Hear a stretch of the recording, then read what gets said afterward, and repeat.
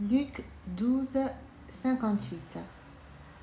Lorsque tu vas avec ton adversaire devant le magistrat, tâche en chemin de te dégager de lui, de peur qu'il ne te traîne devant le juge, que le juge ne te livre à l'officier de justice et que celui-ci ne te mette en prison.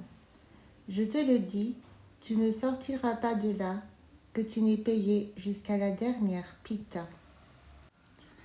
Cette affaire est un peu embarrassante.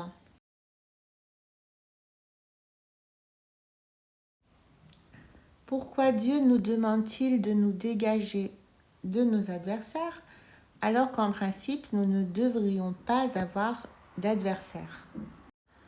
Bon, en réalité, on a des adversaires, comme Christ avait des adversaires.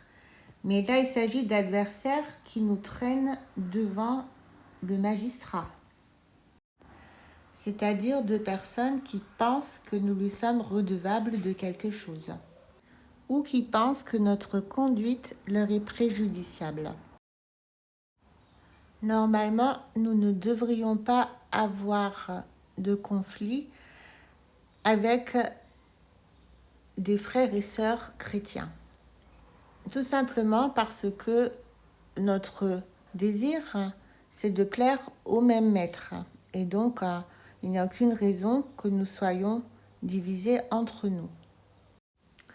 Cela dit, nous pouvons avoir des arriérés, c'est-à-dire des personnes qui se plaignent que dans notre passé, nous leur avons fait subir telle ou telle chose.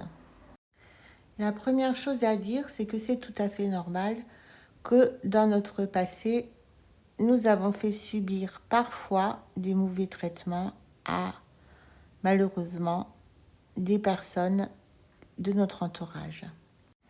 Donc la meilleure manière de se dégager de ces personnes-là, c'est tout simplement de leur prouver que nous ne sommes plus ce que nous avons été dans le passé. La première chose est de vérifier que notre cœur a vraiment changé.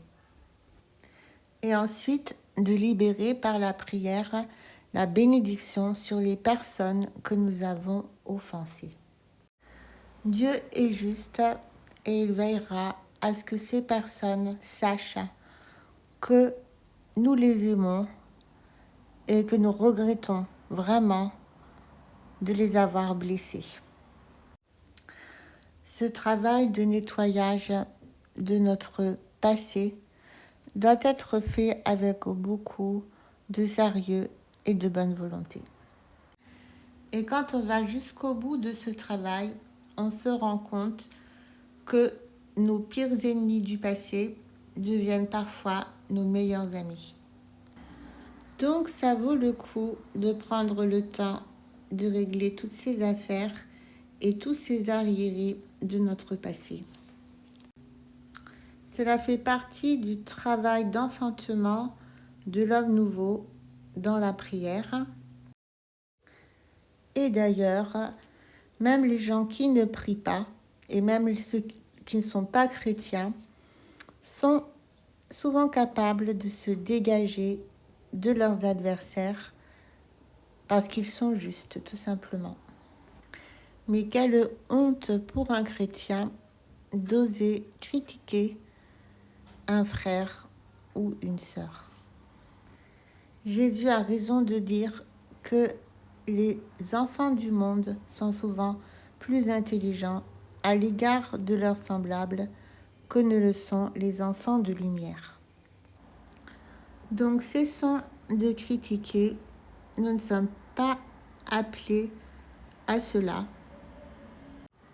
Ce qui importe, c'est que nous soyons trouvés par Dieu tel que lui veut que nous soyons. Notre désir est de réjouir son cœur et d'être prêt pour son retour glorieux.